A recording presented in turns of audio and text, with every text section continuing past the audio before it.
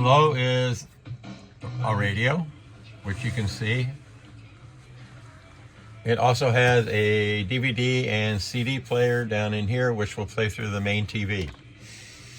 The on and off switch is up here, and I'll let you figure out all the rest of the buttons on it. It's a nice stereo. Yeah. Okay, Sweet, moving okay. on to the kitchen.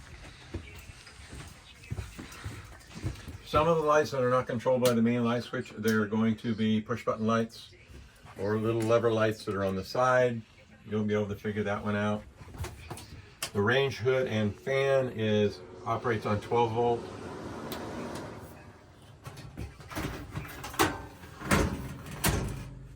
The stove and oven work on a clicker system. So basically you would turn it to light and then click the spark and your burner will come on.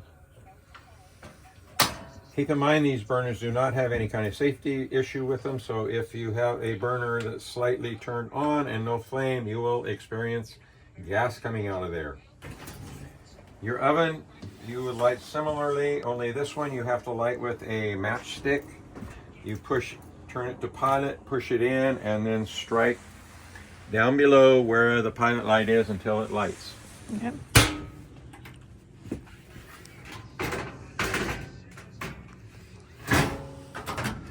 Microwave runs on 110 volt only, so only when you're plugged in. And that I don't think needs any explanation. You have a soffit light right here, which you can see is right above the microwave and above the kitchen counter. Over here is your water and tank control panel. So right now I have the water pump is turned on. If you turn it off, the light goes out.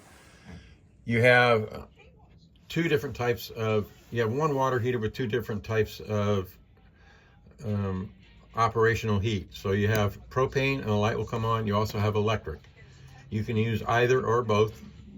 Generally, I would turn on the propane to get it hot, and then if you're in an RV park, just leave it on electric, which would be 110 volt. I'm going to go ahead and shut those off. Up here you have your battery. If you push the battery button, you'll see that it reads full because we are plugged in, and anytime you're plugged into your vehicle or 110 volt shore power, then it's going to read full. Your black tank, your gray tank, and your fresh water tank. Some of the sensors on these used trailers do not seem to get clean, so you're going to get a readout that is probably not valid. You will learn by experience as to when to dump your tanks. Moving on to the fridge. Refrigerator runs on propane and 110 volt. The freezer is preset at 0, so there's no control on the freezer. This panel here shows you how to set the temperature of your refrigerator, and it goes from 1 to 5, 5 being coldest. Over here it says on. We are on the auto mode, which means if you are plugged into an RV park, this will run off electricity, and as soon as you unplug it, it will turn over to propane. If you happen to see this little light flashing over here and you're on propane, you're either out of propane or you need to reset the fridge, turn it to off, and then turn it back to auto or gas.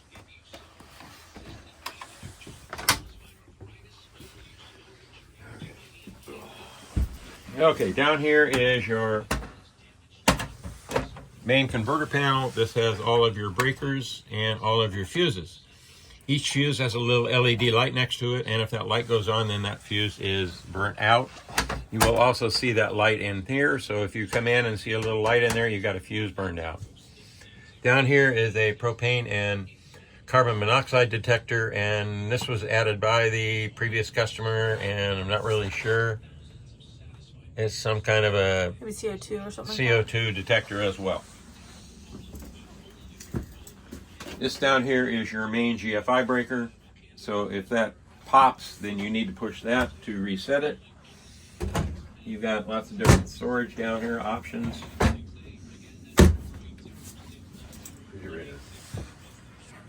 Okay, moving on.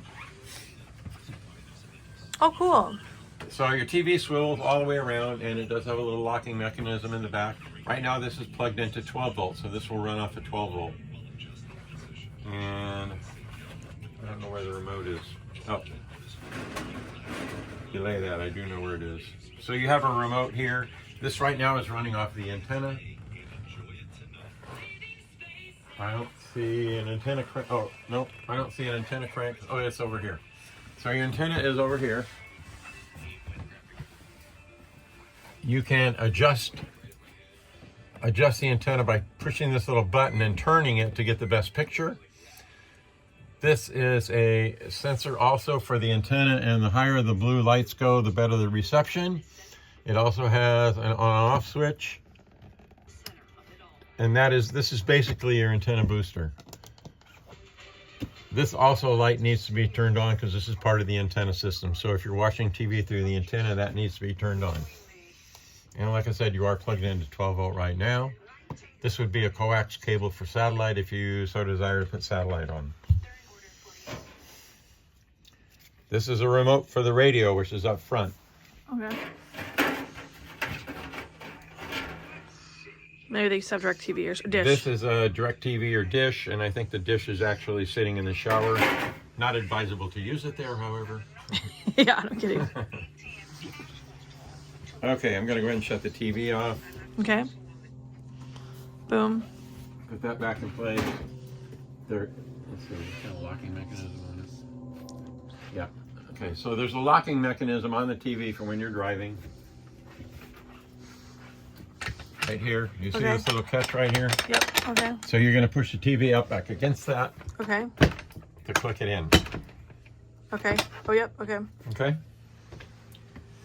Down here is your solar panel monitor.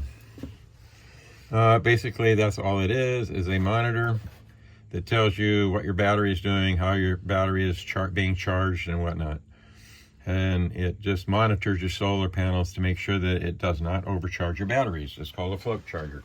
Okay.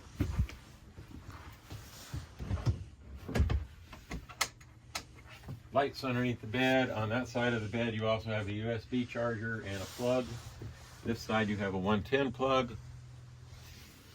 You also have little night reading lights, which are push button operated on the toggle switch. Okay. Closets. You have underbed storage, I believe. Yep. And that's the front window, I think, on the very front. Window It's like covering a on the shadow. outside. Okay, let's talk about your thermostat real quick.